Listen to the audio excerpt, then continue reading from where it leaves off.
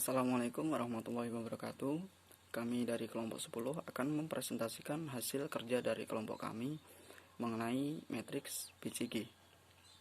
Kelompok 10 ini terdiri atas saya sendiri, Bagas Prastio, Dia Ayu Ratnasari, Eka Sulistia, Maya Desvalia, dan Rangga Erdansyah.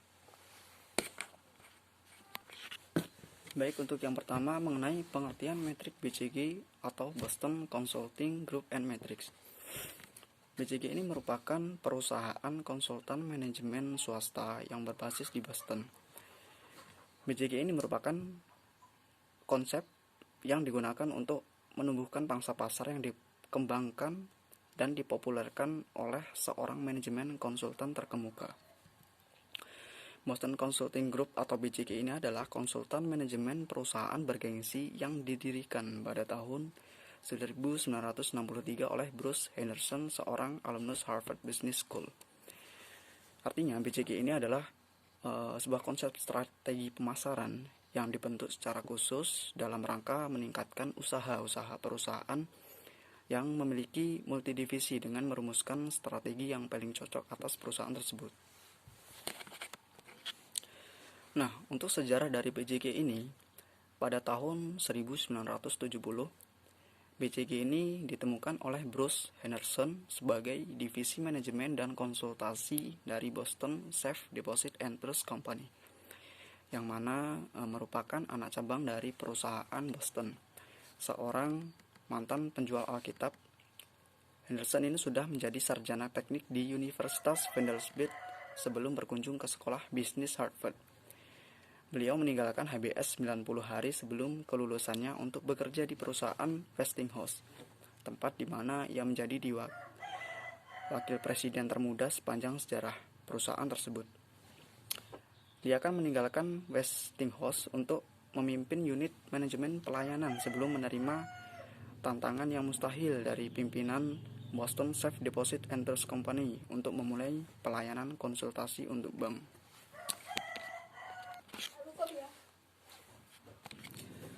Tujuan utama dari metrik Boston Consulting Group ini atau BCG adalah untuk mengetahui produk manakah yang layak mendapat perhatian dan dukungan dana agar produk tersebut bisa bertahan dan menjadi kontributor terhadap kinerja perusahaan dalam jangka panjang. Nah, setiap produk ini memiliki siklus hidup produk yang berbeda dan setiap tahap dalam siklus hidup produk ini mewakili profit risiko yang berbeda pula. Nah, kegunaan dari metrik Boston Consulting Group ini digunakan untuk memahami pasar, optimasi portofolio, dan alokasi sumber daya yang efektif. Nah, untuk memahami metrik BCG ini, kita perlu memahami bagaimana pangsa pasar dan pertumbuhan pasar saling berhubungan. Pangsa pasar ini adalah persentase dari total pasar yang sedang dilayani oleh perusahaan baik dalam hal pendapatan atau dalam satuan volume. Semakin tinggi pangsa pasar, semakin tinggi proporsi parsa yang akan dikontrol. Dan setiap tahap dalam siklus hidup produk ini mewakili profit risiko yang berbeda pula. Nah, kegunaan dari metrik Boston Consulting Group ini digunakan untuk memahami pasar, optimasi portofolio, dan alokasi sumber daya yang efektif. Nah, untuk memahami metrik BCG ini, kita perlu memahami bagaimana pangsa pasar dan pertumbuhan pasar saling berhubungan. Pangsa pasar ini adalah persentase dari total pasar yang sedang dilayani oleh perusahaan baik dalam hal pendapatan atau dalam satuan volume. Semakin tinggi pangsa pasar, semakin tinggi proporsi parsa yang akan dikontrol. Nah, itulah penjelasan mengenai dari metrik BCG. Yang selanjutnya akan dijelaskan oleh pemateri yang lain. Terima kasih. Assalamualaikum warahmatullahi wabarakatuh. Nama saya Maya Desvalia. Saya akan menyampaikan materi yang kedua, yaitu tentang asumsi dasar dalam metrik BCG atau Boston Consulting Group. Asumsi yang pertama adalah bahwa peningkatan pasar yang relatif akan menghasilkan peningkatan generasi kas. Yang kedua adalah bahwa pasar yang berkembang akan membutuhkan investasi dalam aktiva untuk meningkatkan kapasitas dan konsumsi kas. Metrik BCG atau Boston Consulting Group ini membagi sebuah daerah dengan dua garis, yaitu vertikal dan horizontal, menjadi 4 daerah kuadran.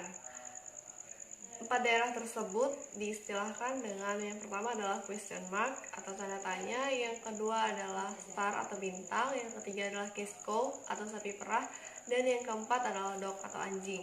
Yang pertama adalah tanda tanya.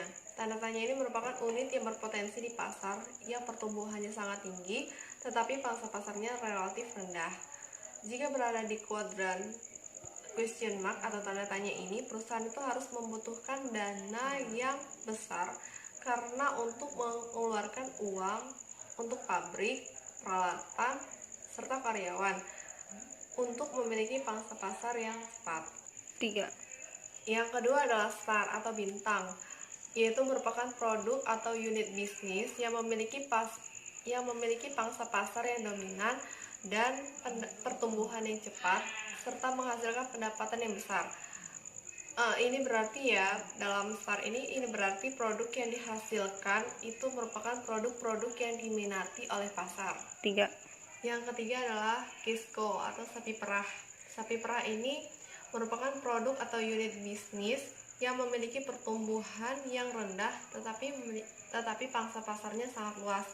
Kisco ini diibaratkan sebagai sapi perah karena mampu memproduksi susu secara terus-menerus.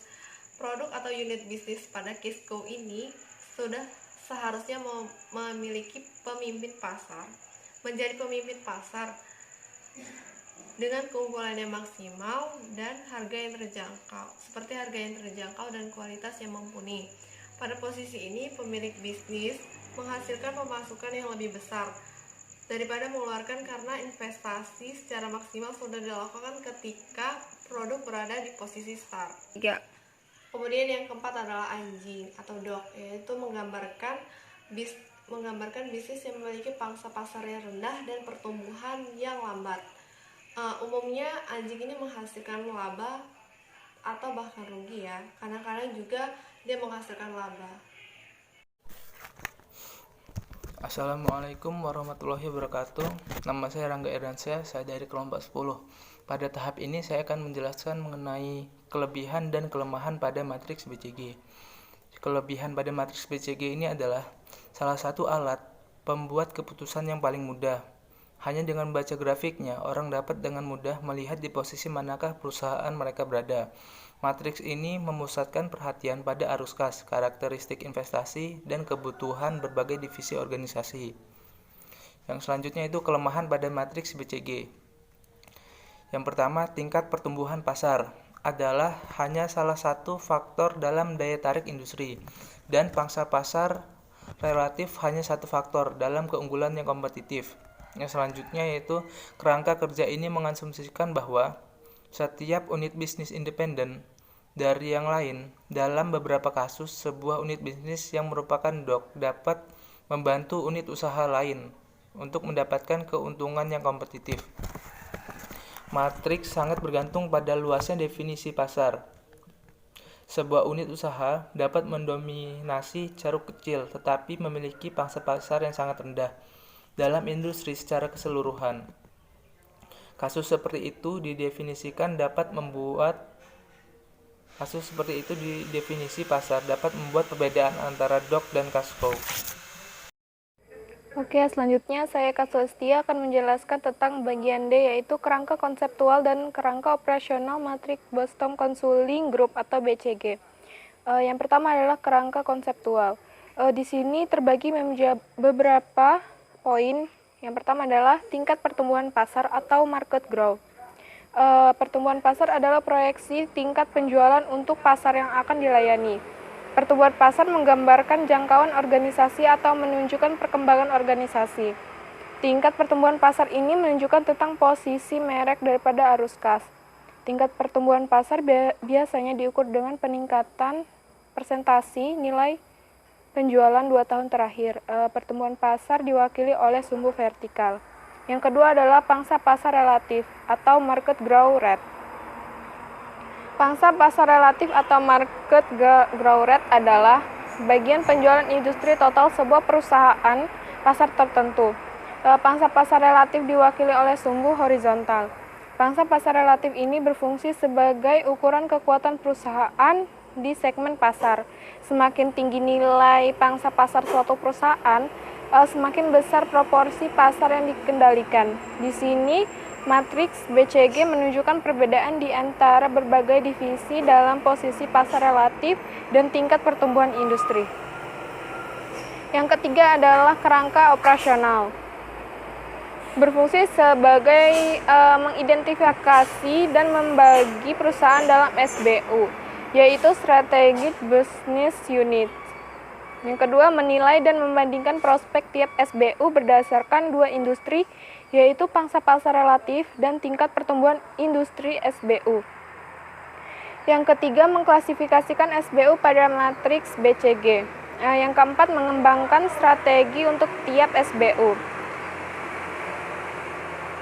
Ya, selanjutnya saya akan menjelaskan bagian E, yaitu solusi dalam menerapkan strategi pada masing-masing divisi atau BCG. Solusi dalam matriks BCG adalah pengambilan strategi yang sesuai dengan posisi perusahaan atau badan usaha. Suatu perusahaan atau badan usaha harus memutuskan dan apa tujuan, strategi, dan anggaran harus ditetapkan ke setiap SBU. Strategi yang dapat diterapkan ada dua, yaitu strategi yang dapat diambil dari tiap kuadran matriks BCG dan strategi umum yang dapat diterapkan pada matriks BCG. Nah, di bagian poin B, strategi umum yang dapat diterapkan pada matriks BCG itu dibagi beberapa poin, yaitu yang pertama, pertumbuhan. Pada posisi tanda tanya, beberapa perusahaan dapat menggunakan strategi pertumbuhan yang dibiayai oleh sapi perah. Bagian dari sapi perah pendapatan akan memperkuat posisi tanda tanya yang memiliki potensi untuk menjadi bintang. Selanjutnya yang kedua, yaitu mempertahankan posisi atau tertunda. Cara ini sesuai dengan posisi bintang-bintang dan sapi perah. Yang ketiga, panen atau susu utama. Tujuan dari strategi ini adalah naik arus kas jangka pendek meskipun konsekuensi jangka panjang. Panen menyiaratkan keputusan untuk keluar dari bisnis dengan mengeksekusi program konstan pemotongan biaya.